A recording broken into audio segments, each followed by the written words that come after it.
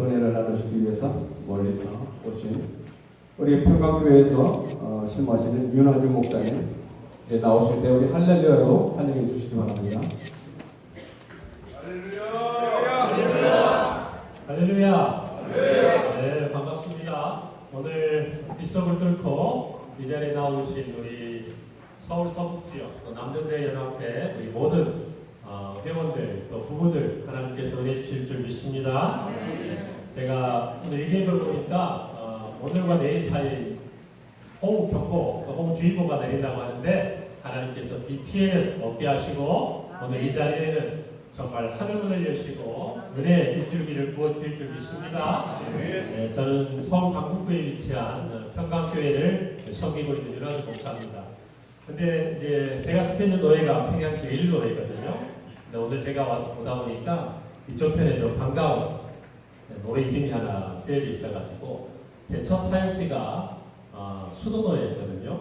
거기에서부터 제 사역의 첫걸음이 시작됐는데 앉아서 보니까 제 왼편 첫 말이 이렇게 현수막이 있는데 수도노예. 그래서 제가 마치 고향에 온 것 같고 또 현재 우리 집이 또 이곳에 있으니까 참 마음이 평안합니다.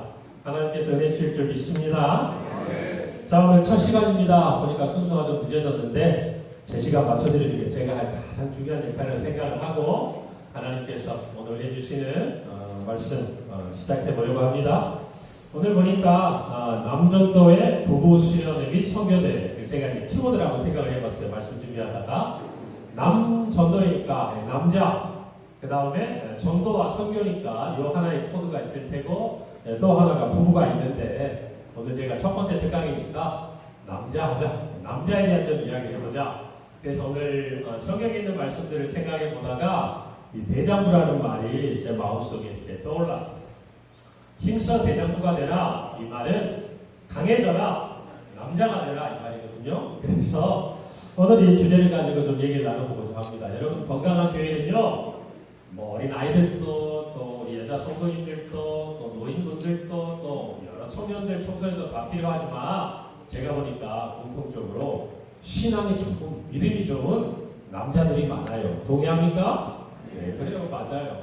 우리 교회에도 여러분 각자의 마음에 소원하시기를 바랍니다. 하나님 우리 교회에 신앙 좋은 남전도 회원들 넘쳐나게 하옵소서. 네, 그래요. 오늘 보고 말씀하면 우리가 잘 아는 말씀일 거예요.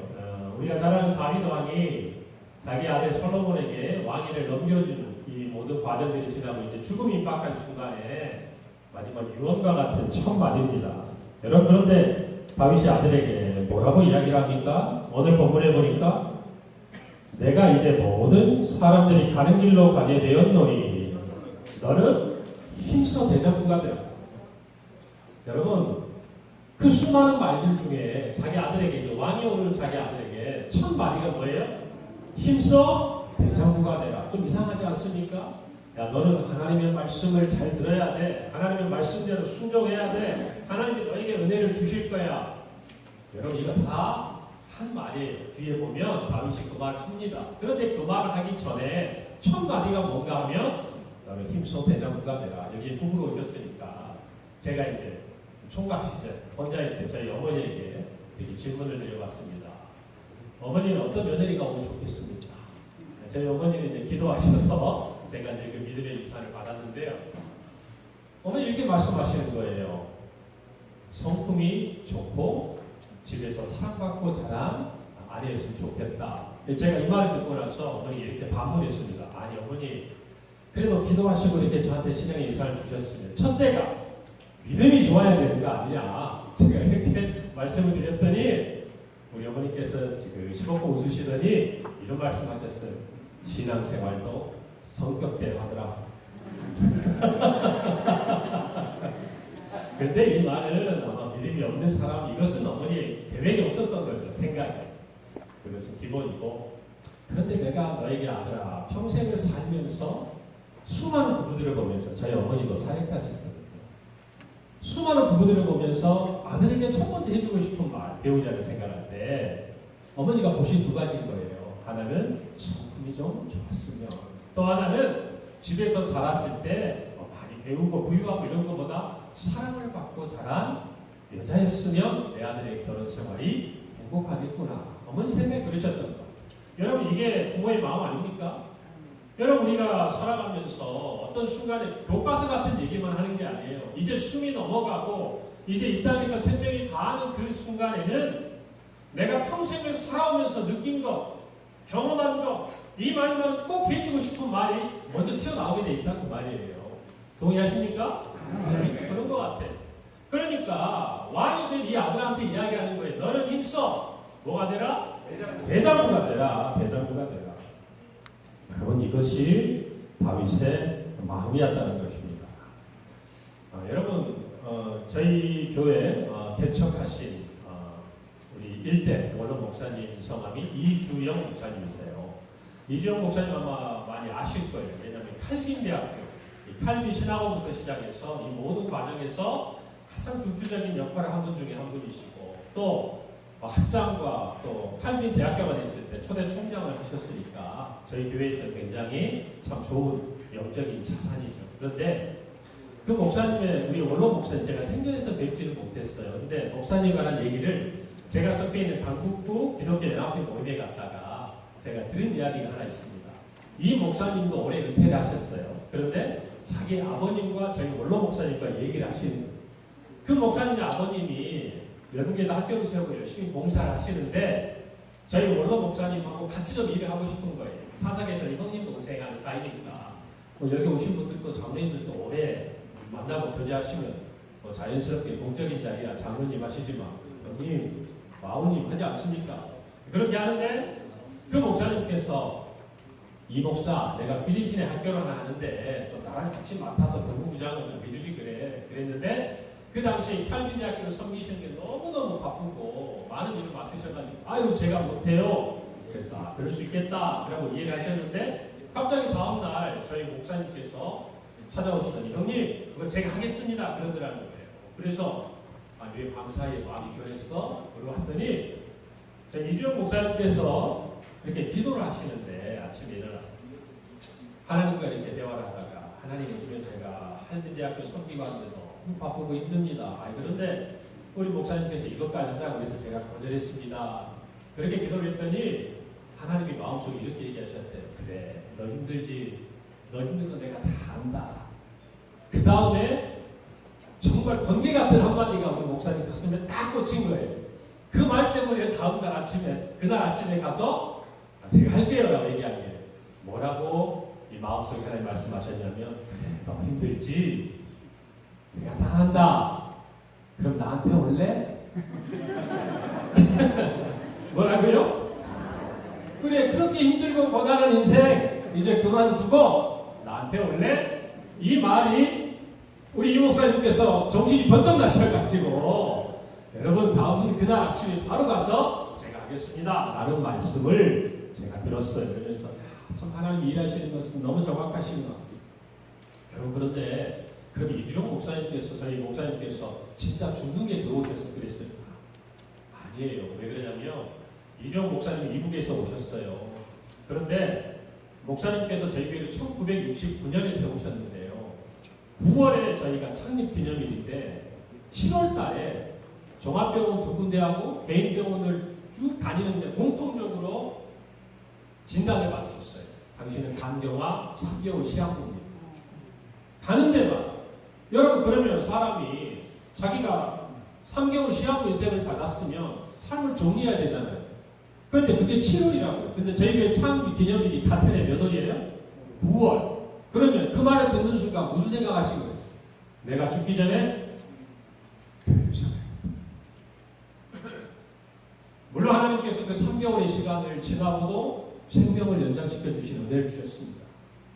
그런데 그렇게 하시고 1971년 1월 1일 새해 첫날 성도들의 새벽기도에 온 분들 한 70여 분에게 하나 한수기도를 해주시고 너무너무 지쳐가지고 쓰러져 있는데요. 환상 중에 그 저희 35년 사이 기록 다 있더라고요.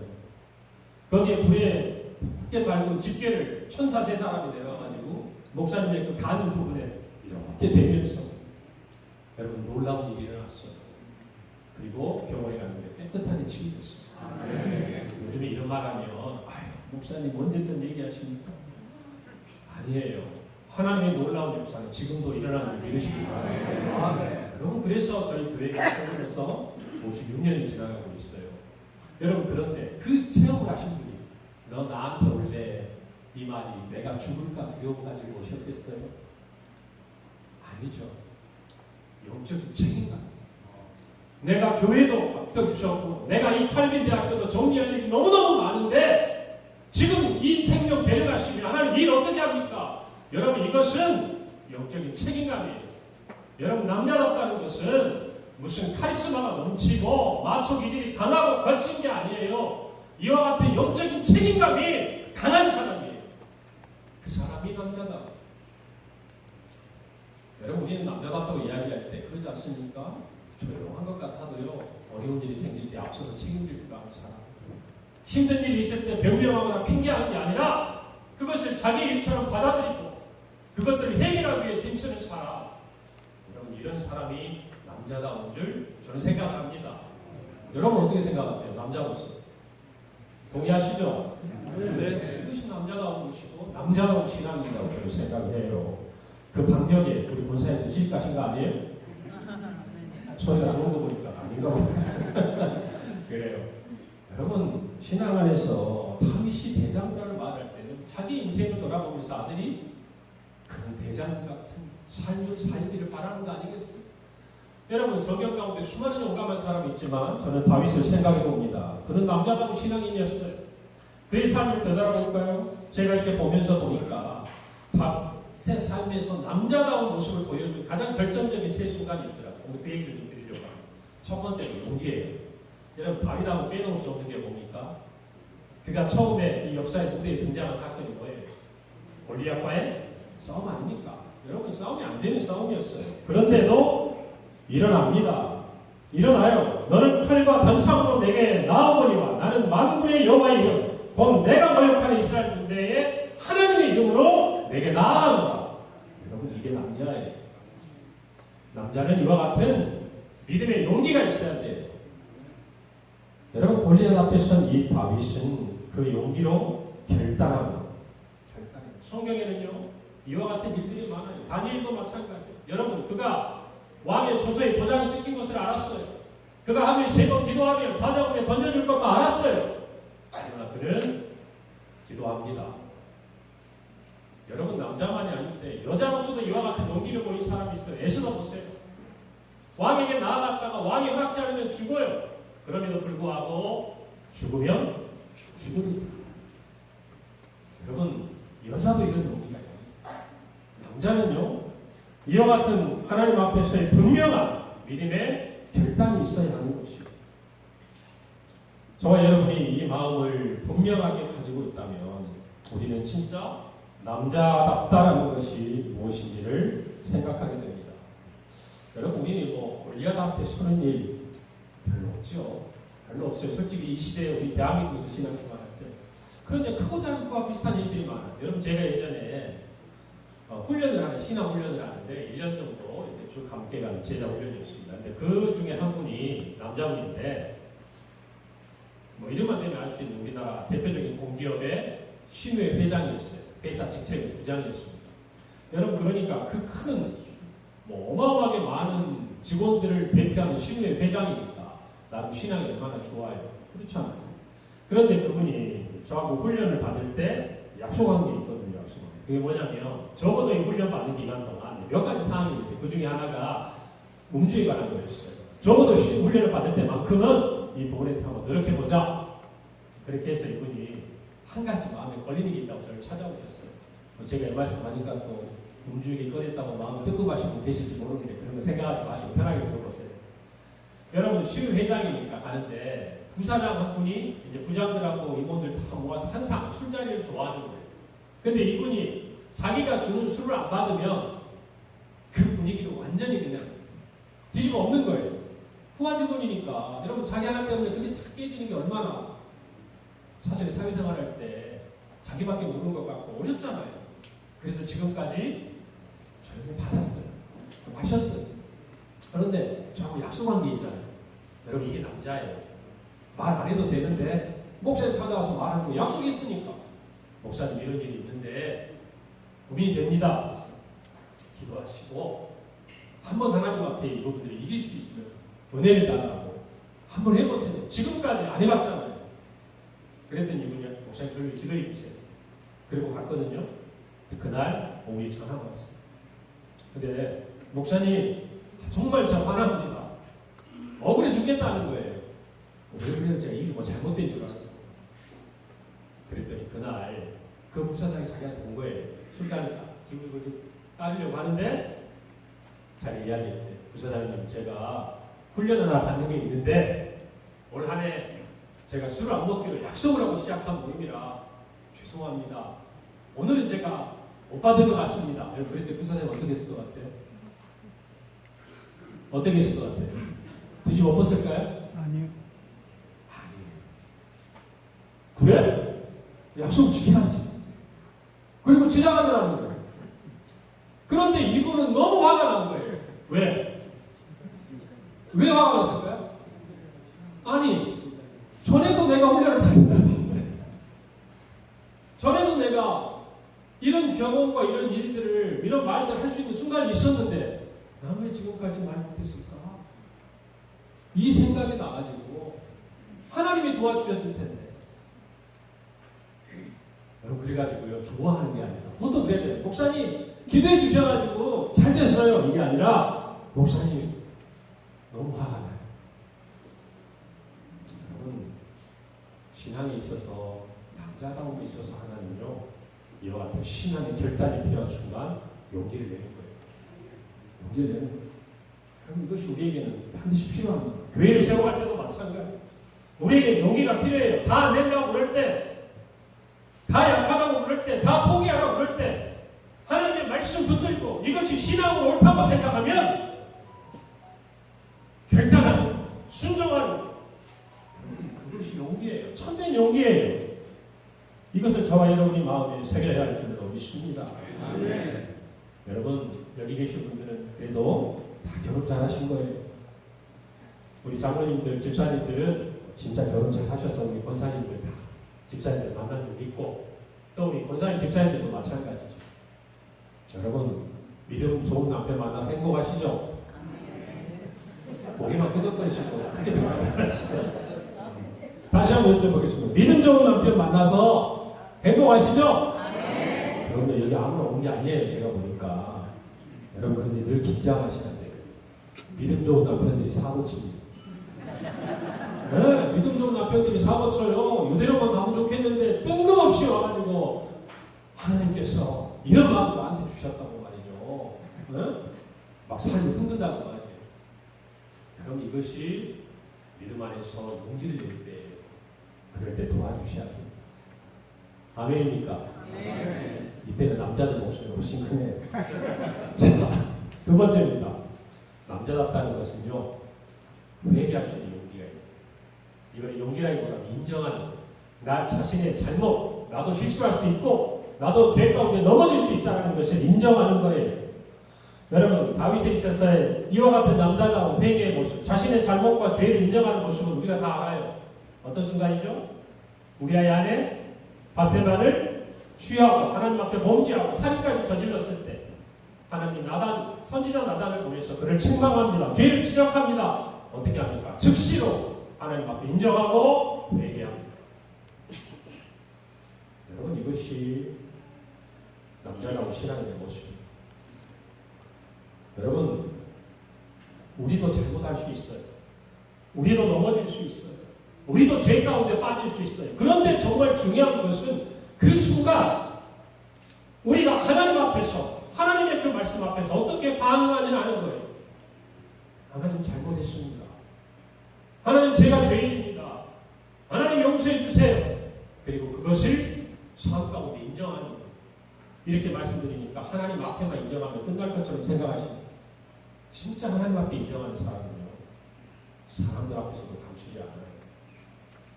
그런데 감춰야 할 것은 있어요. 제 이 말이 뭔지를 부부간의 관계에서만 이해하시면 돼요. 나머지 부분들은 하나님 앞에 인정했으면 우리는 사람들 앞에도 인정할 수 있는 용기가 생기는 거예요. 그리고 그것은 단순히 마음에서 끝나지 않아요. 참된 회개는, 그리고 하나님 앞에서 우리의 죄와 잘못을 인정했다면 우리는 그것을 삶 가운데 행동으로 나타나게 하는 거예요. 여러분 이것을 정말 여러분의 마음속에 잘 새기기를 바랍니다. 여러분 제가 오늘 말씀을 준비하는데 제가 오래전 신경 다닐 때 제 밑에서 주무셨던 한 목사님의 생각이 나요. 그분은 장로님이셨어요. 장로님 시골교회. 그런데 나이가 드셔가지고 하나님의 부름을 받고 오셨어요. 그러니까 저를 만나실 때 이미 대학교를 다니는 자녀들이 있었어요. 그런데 그 장로님이 지금은 어촌 마을 이제 은퇴를 얼마 앞두고 계신데 목회를 이렇게 손거든 몇 명 모아서 이렇게 하십니다. 그런데 그분이 얘기가 생각나요. 그분이요 아주 부잣집 아들이었어요. 들어보니까 어릴 때는 말도 못하게 개구장이었던 것 같아요. 그런데 부모님으로부터 받은 유산이 많으니까요. 그것 가지고 사업들을 크게 이렇게 하신 거예요. 잘 됐어요. 여러분 그런데 여기서 목축업이나 축사로 하신 분들 한번 잘 이해가 되실 텐데 그 당시에 이런 사업들을 할 때는 이 재정적인 부담을 서로 나누기 위해서 연대보증을 섰다고 하시더라고요. 그러니까 이 연대보증으로 묶이면 내가 뭐 이렇게 잘 못한 게 아니어도 그 중에 누군가 한 사람이 어려움을 당하면 전체가 다 힘들어지는 거예요. 그런데 그 중에 한 명이 무너지면서 이 연대 보증으로 인해서 이제 다 망하게 된 상황이 생긴 거예요. 그러니까 이걸 제일 먼저 알았을 거 아닙니까? 그래가지고 그것을 알게 될 때부터 조용히 재산을 싹 정리해가지고 야만도 주는 거예요. 가족들하고. 야만도주로 해서 왔어요. 한 2시간 정도 서울을 향해서 가고 있는 거예요. 그런데 갑자기 마음속에 이런 음성이 들려요. 너 어디 가니? 누구 음성이에요? 누구의 음성이에요? 하나님 음성이에요. 너 어디 가니? 참 말을 못해. 그분이 그러시더라고요. 그 순간 이 마음이 자기한테 들려요. 내가 장로인데. 뭐라고요? 내가 장로인데. 지금 내 모습이 어떨까? 이게 마음속에서 너무 자기를 사로잡으니까 차를 갓길에 대고요.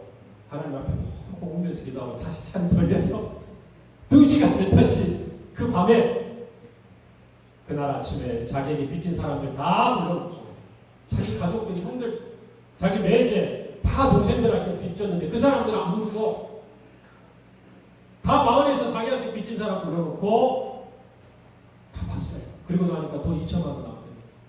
그리고 자기 형제들 불렀대. 내가 여차여차해서 이렇게 해야 되는데 2천만 원 가지고 방이나 갖고 어디야 되니까 나 돈 못 갚는다. 그랬더니 그 둘째 형이 펄펄 뛰는 야 이 멍청한 놈아 우리한테 갚아야 너도 살지. 그런데 목사가 되셨어요. 여러분 이 말의 의미를 잘 생각해 보세요. 우리는 이런 표현으로 많이 쓰고 오해를 받아요. 내가 목사인데 그래도 내가 장로인데 회개는 그런 거죠. 내가 목사인데 내가 장로인데 이 하나님의 음성이 우리 안에 들릴 때 돌이키는 할렐루야. 이것이 남자예요. 이것이 신앙에서 믿음에서 말하는 남자가 되십니다. 적어도 이 자리에 있는 서북 지역의 남전도에 연합해 오신 모든 회원들은 자신이 잘못하고 자신이 실수하고 자신이 잠깐이라도 넘어졌을 때 하나님이 우리 마음속을 찌르고 말씀하시면 인정하고 엎드리고 다윗처럼 회개하고 그 목사님처럼 그 장로님처럼요 운전대를 돌려서 다시 돌아가는 게가 있어야죠. 믿습니다. 이런 마음 하나만 가지고 가도 이번 연합수련회 영적 수지 만든 점 있습니다. 여러분 김원주 씨가 쓴 1cm라는 이 책에 보면 이런 말이 있어요. 미안하다는 말을 기다리게 하는 것보다 미안한 일은 없다. 말이 복잡한 것 같은데 잘 들으세요. 미안하다는 말을 기다리게 하는 것보다 미안한 일은 없다. 여러분 저도 결혼해서 살잖아요. 우리 아내하고 결혼하고 사는데 순간적으로 감정을 다스리지 못하거나 고집을 부릴 때가 있죠. 제가 목사지만 저도 알아요. 잠깐 시간 지나면 괜히 이랬다. 우리 아내한테 미안하다고 할 때 근데 자존심이라는 게 뭔지 방금 조금 전에 내가 뭐라고 얘기한 게 있을 거 아니에요, 제가. 네? 그러니까 그 자리에서도 미안하다는 말 못하는 거예요. 그리고 하루가 지나면 어떻게 돼요? 아니는 상처가 되겠죠. 다음날 오히려 저보다 높은 마음으로 그냥 그걸 받아주고 있지만 그건 정말 미안한 거예요. 부부간에도 마찬가지예요. 여러분, 특히 우리 남편들 우리도 알아요. 아내한테 미안한 걸 느낍니다. 기다리게 하지 마세요. 어쩌면 우리는 사랑한다는 말을 많이 하고 결혼했을 거예요. 그런데 살아가면서 정말 우리에게 필요한 말은 어떻게 보면 여보, 미안해. 여보, 미안해요. 이 말 아닐까요? 인정하는 거예요.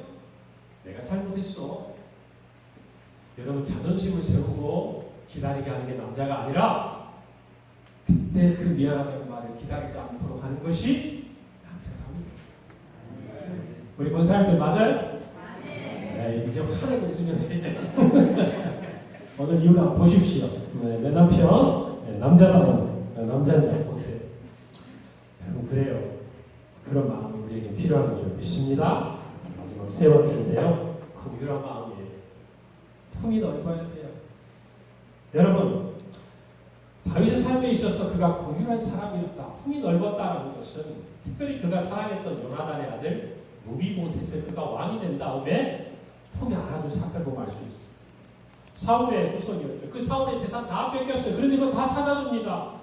알고 보니까 다리를 저는 자. 여러분, 그 당시의 장애는요, 지금 우리가 살고 있는 시대처럼 보호받거나 존중받거나 배려받는 게 아니에요. 오히려 무시당하고 사람들 앞에 나오기 어려운 부끄러운 것처럼 그렇게 여겨지던 시대였어요. 그런데 그를 자신의 상에 초대해서 먹고 마시게 합니다. 여러분, 남자다운 성도는요, 그와 같은 긍휼함이 있어요. 품이 넓어야 돼요. 여러분, 우리가 교회를 섬기면도 마찬가지. 물론 우리가 믿음을 가지고 어떤 부분에서 결단을 하고 주장할 것을 주장할 때도 있지만, 하나 배려하고 이해하고 안아주는 것이야말로 어떻게 보면 유약해 보이고 어떻게 보면 그냥 뭔가 내 보이는 모습처럼 보일지 몰라도 진짜 남자다운 모습이라고 저는 믿습니다. 져줄 수 있는 사람이 이기는 사람이에요. 그렇지 않아요? 져줄 수 있는 사람이 이기는 사람. 여기 저희 교회 장로님도 오셨거든요. 근데 제가 우리 장로님들에게 웃으면서 그런 말씀을 했어요. 저는 우리 장로님들이 이기고 싶은 생각이 1도 없다고 했어요. 제가 우리 장로님들하고 동역하는 사람인데 이겨서 뭐 하겠습니까? 지금 안 되면 다음에 하면 되지. 여러분, 우리 모두가 뭔가 그런 품을 가지고 있어야 된다고 저는 생각해요. 여러분, 다윗처럼, 여러분, 우리는 삼국지에 나타난 사람들 보세요. 이 다윗과 비교가 되는데, 여러분, 다윗이요, 사울왕에게 목숨의 위협을 받으면서 도망다닐 때 다윗을 따르는 수많은 유민들이 있었습니다. 그 사람들 버렸나요? 아니에요. 그 사람 데리고 다니면 더 사로잡히고 더 위험에 처할 걸 뻔히 알지만 다윗은 그 사람들 버리지 않았어요. 그가 어릴 때, 그가 목동으로 있을 때 사자와 곰이 자기의 양떼를 앗아가려고 하면 나아가서 싸워서 쫓아내고 자기의 양을 구했던 그것을 보시고 시편 78편에 보면 하나님이 그를 이스라엘 왕으로 삼았다고 했어요. 그것은 그때 한순간으로 끝난 게 아니에요. 그 이후에 이스라엘 백성들 왕이 되기 전부터도, 아니 그 이후에도 그 불쌍한 사람들, 자기를 따르는 사람들을 버리지 않았어요. 여러분, 우리는 왜 조조를 간웅이라고 그러고 유비를 영웅이라고 합니까? 물론 후대 사람들이 만들어낸 역사이기도 합니다만, 유비는 자기를 따르는 사람들을 자신을 위해서 헌신작대로 버리고 도망가는 일이 몇 차례 나요. 조조는 그래. 그러나 유비는 어떻게 합니까? 그 많은 사람들을 버리지 않고 됩니다. 여러분, 누가 남자일까요? 어떤 사람이 정말 남자다운 걸까요? 그런 마음이 준비된 사람입니다. 오늘 저와 여러분도 어쩜 이 자리에 계신 분들은 한 교회에 오랫동안 섬기셨고 지금도 중요한 의사결정에 참여할 수 있는 분이 많으실 거예요. 영향력이 있는 분 많으실 거예요. 여러분 품이 넓어야 돼요.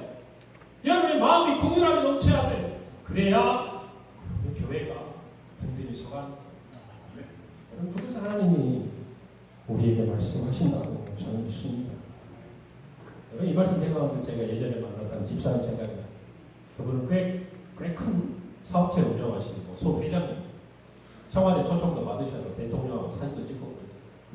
그런데 그분과 제가 개인적으로 교제를 하고 그분이 섬기는 그분이 운영하시는 그 회사는 늘 이렇게 신우에 예배를 드리고 회장님이 드리니까 많이 올려주시고 제가 말씀을 전하고 식사를 하는데 이런 얘기가 있어요. 목사님 저기 보이는 저 사람이 우리 회사 부사장입니다.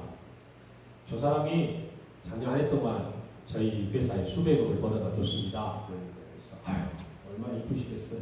제가 아파트 한 채 사줬습니다. 그랬어요. 아마 그 아파트 많이 올랐을 거예요. 꽤 오래전 일입니다. 자 그런데 어떤 이야기인가 하니 이분이 이 기술 관련된 어떤 그런 테크주를 가지고 있는 회사인데 여러분 이 기술을 개발하기 위해서 얼마나 많이 노력하고 있었겠어요. 회사에 명운을 걸고 개발했어요. 그런데 그것을 그때 그 부사장이 빼돌려가지고 자기가 회사를 차려가지고 자기가 사고 시작합니다. 그런데 법적으로 교묘하게 다 피해가서 어떻게 할 수가 없는 거예요. 이제 회사는 꼼짝없이 망하게 되는 거예요. 그러니까 이분이 이 회장님 집사님이신데 지금은 장로님 되셨어요. 그분이요 집이 이쪽 강남구인데 이 양재천을 밤마다 잠을 못 자고 새벽에 왜? 환경이 나죠. 근데 그렇게 하다가 자기가 내가 죽겠구나. 그래서 용서하자. 누가 살려? 내가 살려도 용서하자. 그래가지고 그 직원 임원한테 계집 모아보더니 한번 알아보라. 그래서 세상 하나님 사랑해주셔요. 이분이 처음에는 승승장구하는 것처럼 이 기술을 가지고 나가서 했습니다. 그런데 여러분 이 회사는 또 거래는요 기술로 하는 게 아니잖아요. 뭘로 하죠? 신용으로 하는 거죠. 여러분이 만약에 거래 파트너인데 뻔히 알지 않겠어요? 그걸 빼내가지고 당장에 내가 유익하니까 이 사람이랑 거래를 했지만 담을 딱 빼먹고 나니까 어떻게 됩니까? 네? 그래가지고 알고 보니까 저 산동네 반지하에 살고 있더래요. 왜 사업을 했다가 망하니까 어떻게 되겠어요? 모든 걸 다 이런데 빚더미 안 돼가지고 찾아갔다. 너 나한테 왜 그랬냐 물어보고 싶었는데 사는 걸 보니까 불쌍한 마음이 들더래요. 그래서 자기가 회사에 와서 임원들한테 그랬대요. 다시 데려오자. 그랬더니 임원들이 펄펄 뛰고 난리가 났어요. 그러면 제가 그만두겠습니다. 아니 그러지 않겠어요? 그 사람 하나 때문에 자기도 얼마나 힘들었는데. 그런데 그분이 그래야 내가 살 것 같아. 그래서 모든 반대를 무릅쓰고 줬어요. 그랬더니 이분이 그 다음부터 영업을 하는데 어떻게 하느냐. 저는 주기도입니다. 제가 우리 회장님한테 이렇게 했어요.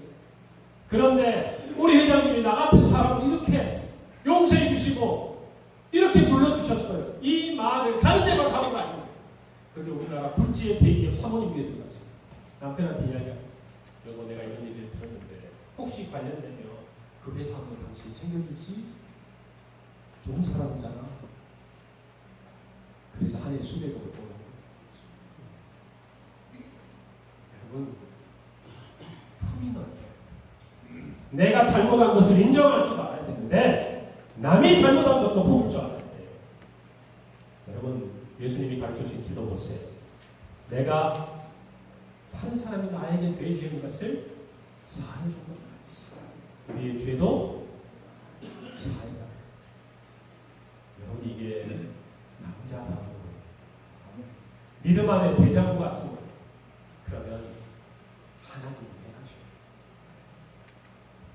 여러분 오늘 저와 여러분이 크게 세 가지에 대해서 말씀을 나눴습니다. 시계를 보다 보니까 제가 좀 많이 빨라지긴 했는데 성공적인 것 같아요. 남자답다는 거 혼자는 거 아닙니다. 이들의 용기가 필요해요. 두려워하지 마세요. 작은 결단이라도 하나 하세요. 그리고 우리도 잘못할 수 있어요. 우리도 실수할 수 있어요. 감추려고 하지 마세요. 변명하지 마세요. 특히 하나님 앞에서 핑계하지 마세요. 인정하며 거기서부터 새로운 길이 열려요. 돌이키며 거기서부터 하나님의 새로운 역사가 나타납니다. 이것이 그리고 마지막으로 품이 넓어야 돼. 긍휼한 마음이 있어요. 이 마음이 없으면 리더가 될 수가 없어요. 하나님은요 그런 사람을 쓰세요. 여러분 다윗에게 하나님 뭐라고 하셨어요? 내 마음에 맞는 사람이다. 내가 뜻한 모든 것을 그를 통해서 이루겠다. 할렐루야. 이런 사람이 남자 아닙니까? 하나님 인정해 주셨잖아요. 저와 여러분 모두가 이 말씀 안에서 정말 이 수련의 첫째 날, 첫 시간을 통해 남자답게 여러분 야성도 회복하고 그 말씀 많이 하잖아요. 믿음의 야성이 살아나다. 우리 서울 서북지역 남전도회부터 회복하길 바랍니다. 아멘. 우리 본사님들 다시 한번 우리 남편 박력에 뻑 가도록 할렐루야. 여러분 저는 그런 생각을 해봐요. 우리의 아내들이 남편을 언제 존경하고 가장 인정하게 될까? 돈 많이 벌어줄 때, 남들보다 빨리 승진할 때, 그래서 사람들이 다 나보고 시집 잘 갔다고 부러워할 때, 맞아요. 웃어야 되는데 안 웃으시면 어떻게 해요? 맞아요. 그런 거 좋아합니다. 좋아하세요. 그런데 할 수 있으면 그렇게 하세요. 그런데 진짜 내 남편에 대해서 정말 존경하는 마음을 가질 때는 언제냐? 여러분 아내들은요 남편이 이룬 결과보다 그것을 이루기 위해 남편이 어떻게 살았는지 그 과정을 다 본 사람이에요. 그 밑바닥까지 다 본 사람이에요. 그래서 세상은 우리 남편이 서로 그 결과가 좋지 않으면 그 과정도 다 무시할지 모르지만 우리 아내, 내 아내는 그것을 다 봤기 때문에 결과보다 그 남편이 했던 모든 노력과 땀을 인정해줘요. 그게 아내의 모습이에요. 여러분 그런데 그 아내가 어떤 경우에 믿음 안에서 내 남편에 대해서 존경의 마음이 생기는가? 하나님의 나라를 위해서 힘쓰고 쓰임받는 남편의 모습을 볼 때 세상적인 것도 좋지만 하나님의 나라를 위해서 내 남편이 쓰임받는다 생각하면 설령 그것이 저 타국의 선교사의 길이라 할지라도 매번 정말 끼니를 걱정해야 되는 그러한 정말 NGO 단체라든지 기독교 단체에서 힘쓰고 애쓰는 모습이라 할지라도 농어촌에 가서 몇 명 안 되는 그런 성도들을 섬기는 남편이라 할지라도 존경하고 내 남편이 대장인 것 여러분 이것을 마음에 새기기를 바랍니다. 우리 모두 그런 마음으로 힘써 대장부가 되는 우리 서울 서북지역 남녀대 모든 회원들 그리고 가장들이 되시기를 바랍니다. 자, 오늘 첫 시간인데 한번 저를 따라서 우리 구호를 한번 크게 한번 해봤으면 좋겠어요. 설교 주제를 가지고 하나님의 자녀답게 그리스도의 제자답게 남자답게 기도하겠습니다. 하나님 아버지 은혜에 감사합니다. 다윗의 마지막 요원의 모습을 통해서 믿음 안에서 용기 또 주님 앞에 회개의 자리에서 머뭇거리지 않고 그리고 넓은 품으로 긍휼함을 갖는 우리 모든 서울 서북지역 남전도의 연합회 회원 모두가 되게 하시고 그들의 모든 성길 교회와 일터와 가정 위에 하나님의 은혜를 허락하여 주옵소서. 이제 시작하는 시간입니다. 마치는 시간까지 모든 순서 마감해 주시고 하늘문을 여시고 물붓듯이 부으신 은혜를 허락하여 주옵소서. 예수님 이름으로 기도합니다.